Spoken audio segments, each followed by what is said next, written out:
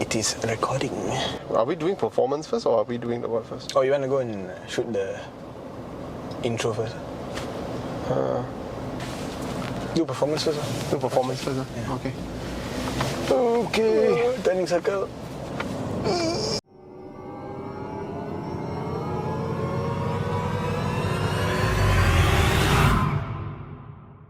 Alright, performance. This time around, there are 3 engine options. One petrol, 2.7 litre, a 2.4 litre diesel. But previously, I think the 2.4 was only restricted to Sabah Sarawak market. Oh, is it? And the pricing with the 2.4 is actually very attractive. But this model is the full spec 2.8. I think 500 Newton meters.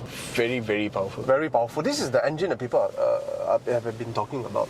If you are in the market to look at a Prado, you know that the Prado comes in, the latest model comes in two engine. You have the 2.7 petrol, and then you have the 2.8 turbo diesel, which everyone wants, which is the 1 year. Yes. Yes. This is the one that you are getting. Yes. So this is a JDM stuff, man. Thailand. Okay. But it's the same engine. It's also in the Hilux, but they said it's not the same tuning as the Hilux. Oh, okay. So they tune it differently. Yeah. The sweet spot is expanded a bit more. They refined it so that when you're cruising and all that, you don't hear so much vibrations, you don't hear all the sounds of the diesel. So I have to agree with you. When I get in here, its NVH is pretty okay. Yeah. Off-road, it's quite advanced. You do have your all-wheel drive on the fly switch. Right. Even that's excellent. Man. Yeah, low-range gears there. Yeah. Then you got downhill assist control. Oh, okay. So it's like cruise control but going down. Oh, excellent stuff. And on top of that, you have this thing called Auto LSD. Yeah. So if one wheel loses traction, it will brake that wheel and send power to the other one. Wow, not bad. Advanced stuff, man. Yeah, and then you have drive mode also. You have eco, you have normal, and sport. Just leave it in normal. What horsepower are we talking about here? 204 PS. 204. And the torque is 500 Newton meters. Wow, that's a lot. It's a lot. It's comfortable up to 140. Oh, okay. It can cruise at 140. It can cruise very well. 140, the revs are at 2000 RPM. Oh, that's good. It's very good. But what about the NVH at that speed? Acceptable. Doesn't feel like Armageddon. Doesn't feel like Armageddon at all. Anything more than that, then you start to get a bit uncomfortable. Because also sway. You have sway, you have noise, and then you have vibration. Yeah. Oh, this thing is pointing at my crotch. It's okay. It's just loud enough for you to know that it's working, but it's not loud enough for you to be disturbed by it. And if you turn on music, it disappears. It disappears. Refinement, vibration, excellent, man. It vibrates, yes, a little bit. You can feel it, but I would say not worse than a Vios. What I found impressive, we all know this class of truck, passenger pickup vehicle. Okay, basically pickup trucks turn into a SUV. It's always been a bit like a blunt instrument. Yeah, it's like you literally take the pickup truck and you change the top hat. Correct. And almost no other changes. You add seats to the back. Exactly. Yeah. This Fortuner, it almost feels like it's part of the Land Cruiser family. Yes. You know? It almost is there.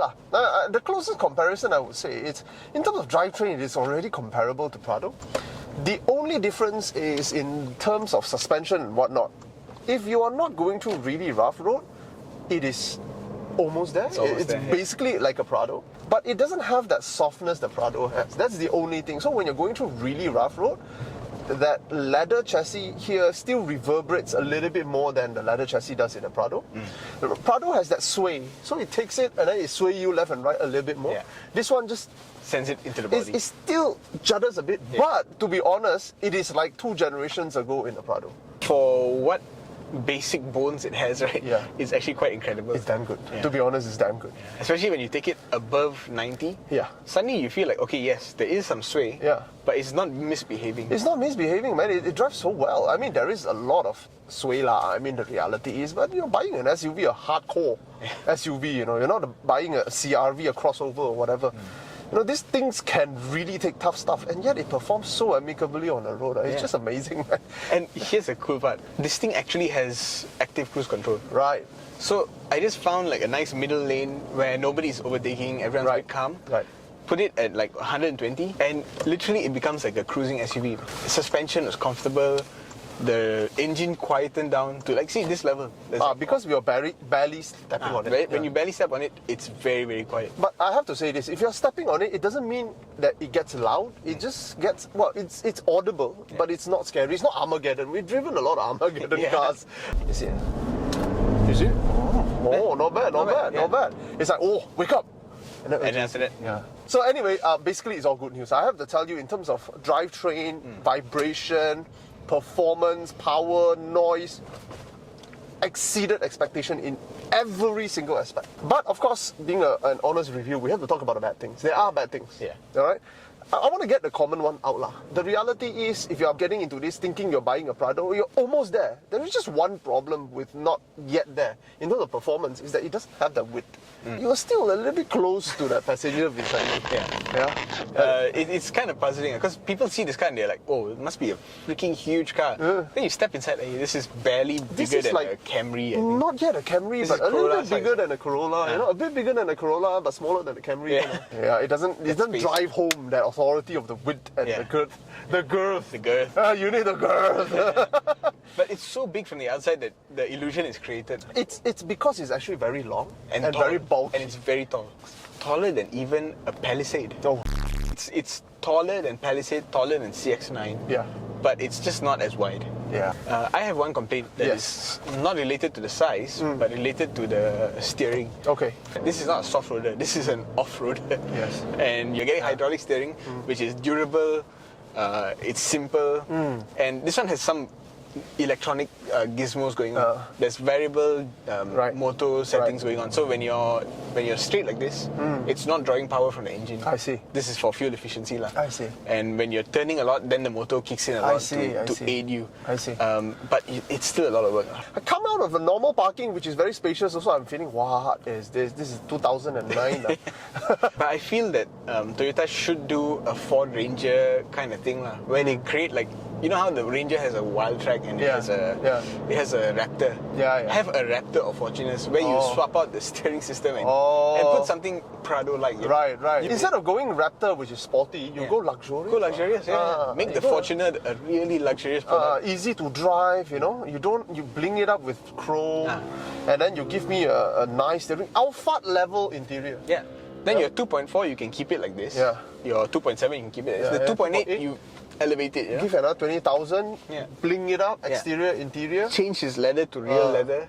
Stop using pleather on the inside. Use real leather. Done. Excellent, man. You have a Southeast Asian king. Man. You know, it's not so much a quality issue I'm talking about, because we're in a brand new car. You can't really tell. The problem is the heat, because it does not. The moment you sit on it for more than half an hour, you start feeling your back will sweat. Yeah. A bit unfortunate. I think this leaves a bit of a bitter taste in the mouth. You know, save the money, give me fabric, man. So that's another complaint. What else? For me, mostly the steering ruined the experience. Okay. It's just too heavy. But I like the fact that it has active safety. It has blind spot detection. It has your active assist, which is when you have a pickup truck and you want to have lane departure alert. You cannot have steering motor assist, right? Because it's not electric power steering, right? Yes, it's not. So what they do is they have the camera detecting the lane lines, but when you start to go off the lane and it cannot intervene with the steering, what does it do? It brakes the inside wheels. It wakes you up from your drive. You know? Right. So I turn it off the whole time. Okay. Because normally I leave these safety systems on in case I fall asleep while driving. You never know.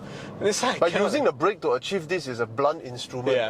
It's But overall, to be honest, to sum it up, I mean, in terms of performance, it exceeded all expectation. All refinement, top notch. I mean, it's not to the level you can't hear it, but hey, it just announces its intentions enough to tell you it's working. That's it. I mean, to be honest, it's extremely impressive because on top of doing all this well, it can go off-road and be as capable as a Hilux. Right. It shed 60-70% of its rough genetic makeup. Yeah. And it comes 70-80% to something much more expensive. I would say this is 85% a Prado now. It's 85% a Prado. You really got to ask yourself, are you going to spend 300,000 ringgit to get a Prado? Or are you going to spend 200,000 ringgit to get this brand new? What score would you give for performance then? I'll give it 3.5. 3.5? Why only 3.5? I think you can't run away from the steering. It's really tiring. Okay. Yeah. And 3.5 is good, you know. It's a 70% mark, but it's not an 80% product. It's not an 80% product. Because also the use case is quite niche. Yeah, I mean in Malaysia, because the size itself is also an issue, because I mean, usually people who are spending money to buy cars of this size usually are going for a more luxurious vehicle. Right. Are you going to give it a 4.5? No lah. But I'm going to give it a 4. It exceeds every expectation I have. Yeah. And the complaints are not purchase breaking. It's not decision breaking. So it's just minor complaints here and there. So I have to say, man, it's exceeded every expectation. It's a car that I'm willing to live with on a daily basis. Yeah, so there is no reason for me to give it any lower, man. Excellent product. Finally, man. Fortuner. Yeah. 2.8 turbo. Excellent stuff. And it gives you this real sense of authority. And you know people are seeing you come in the mirror because it's so huge. So imposing, man. Yeah. It's authority, man. Yeah. But of course, when a Prado comes about, you just have to quietly go to the side. You know. Give respect to the more capable, the more better build. But it's the same thing in a Prado also, because when you see a Land Cruiser coming by, you just have to give it to the royalty.